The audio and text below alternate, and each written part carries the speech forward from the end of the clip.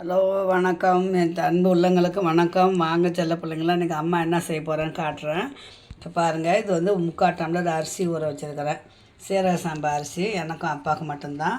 இது ஒரு சின்ன வெங்காயம் மாதிரி திட்டமாக ஒரு 3 வெங்காயம் எடுத்து வச்சுக்கிறேன். பாருங்கள், முழு பச்சை பட்டாணி, 2 கேரட்டு, ஒரு 10 பீன்ஸ், 10-15 பீன்ஸ் எடுத்து வச்சுக்கிறேன். ஒரே ஒரு தக்காளி, 2 துண்டு இஞ்சி, 2 பச்சை மிளகா, பூண்டு, ஒரு கட்டி பூண்டு. இப்போ மேலே போய் புதினா எடுத்துகிட்டு வரணும். இதை வச்சு அம்மா வந்து ஒரு தாளிப்பு சாப்பாடு தான், பிரிஞ்சி மாதிரி வச்சுங்களேன், வெஜ்ஜி பிரியாணி மாதிரி செய்து சாப்பிட போகிறோம். வாங்க வீடியோக்குள்ளே போகலாம். பார்த்துட்டிங்களா என்னென்ன எடுத்துன்னு வந்திருக்கேன் அம்மான்னு பார்த்தீங்களா? பாருங்கள், ஒரே ஒரு தக்காளி தான், சிம்பிளாக இருக்கும் செல்ல பிள்ளைங்களா. கொஞ்சம் ஒரு ஸ்பூன் மட்டும் மசாலா போடுவேன், பிரியாணி மசாலா போடுவேன், அவ்வளோதான். ரொம்ப ரொம்ப ரொம்ப டேஸ்ட்டாக இருக்கும். சிம்பிளாக இருந்தாலும் நல்லா சாப்பிட்ணும் பிள்ளைங்களா. ஓகே, பாருங்கள் பிள்ளைங்களா, பச்சை பட்டாணி உரித்து வச்சுட்டேன். புதினாவும் கருவேப்பிலையும் கிள்ளியாந்து வச்சு அரிசி கழுவி வச்சுட்டேன். இஞ்சி பூண்டு பேஸ்ட்டு, சோம்பு, பட்டை, கிராம்பு, அது பச்சை மிளகா 2 கீறி வச்சுருக்கிறேன். அந்த மிக்ஸி கழுவின ஒரு கிளாஸ் தண்ணிக்கு ஏற்ற அரிசி தண்ணி எடுத்து வச்சுட்டேன். கேரட்டு, பீன்ஸு, தக்காளி, 2 வெங்காயம், ஒரு தக்காளி, இவ்வளோ தான். இப்போ தாளிக்க போகிறோம். வாங்க வீடியோக்குள்ளே போகலாம். இப்போ பாருங்கள் பிள்ளைங்களா, பாத்திரம் சின்ன பாத்திரம் தான் வச்சுருக்கிறேன். ஒரு 50 கிராம் எண்ணெய் ஊற்றிக்கலாம். ஒரு கிளாஸ் அரிசி தானே, 50 கிராம் எண்ணெய் ஊற்றியாச்சு. எண்ணெய் நல்லா காயட்டும். இந்த பட்டை, கிராம்பு, அன்னாச்சி மூக்கு அதெல்லாம் போட்டுக்கலாம். அது நல்லா பொரியட்டும். இப்போ இந்த 2 மிளகாயை போட்டுக்கலாம், பச்சை மிளகாய். அது கூட இந்த 2 வெங்காயம் கட் பண்ணி வச்சாங்க, அதை போட்டுக்கலாம்.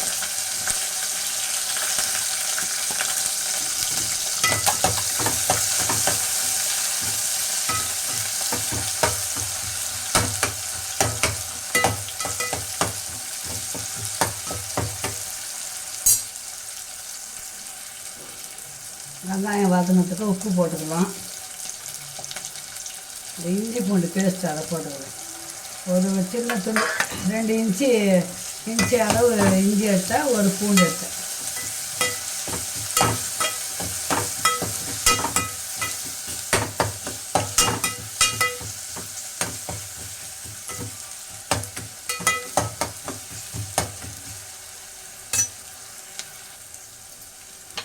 இந்த அரைஞ்சி வச்சா ஒரு தக்காளியை போட்டுக்கலாம்.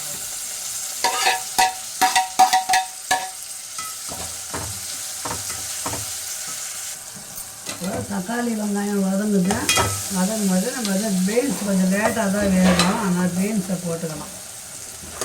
நான் மாதிரி உருளாது தலைவலி.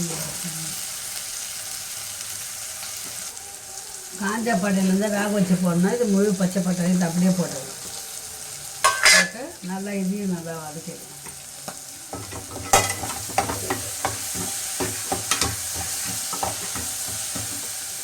நல்லா வதங்கினா தான் காய் வந்தால் தான்.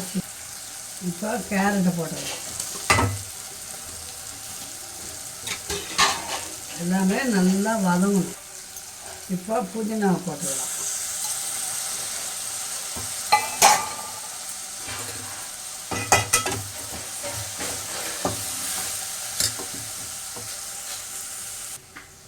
இப்போ பிரியாணி மசாலா ஒரு ஸ்பூன் தான் இருக்கும், அது மட்டும் அப்படியே போட்டுக்கலாம்.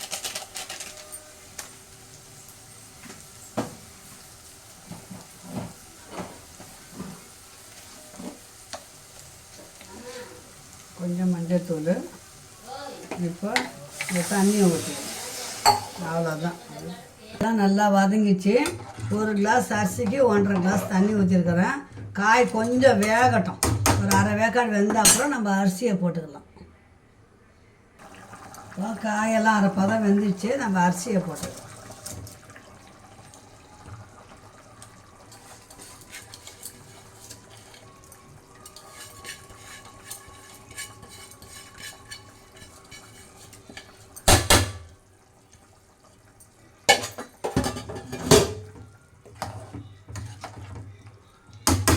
அப்படியே சிறுவாக வேகட்டும், வெந்ததுக்கப்புறம் பார்க்கலாம்.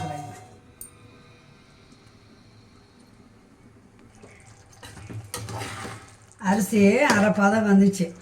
சிம்மில் வச்சோம்னா போதும். ஒரே கொஞ்சமாக ஒரு 2 சொட்டு எலுமிச்சம்பழம் புழிஞ்சிக்கோங்க, 2 அரை ஸ்பூன் இருந்தால் போதும். அவ்வளோதான். அந்த கொட்டை விழுந்துட்டா கசப்பு வந்துடும்.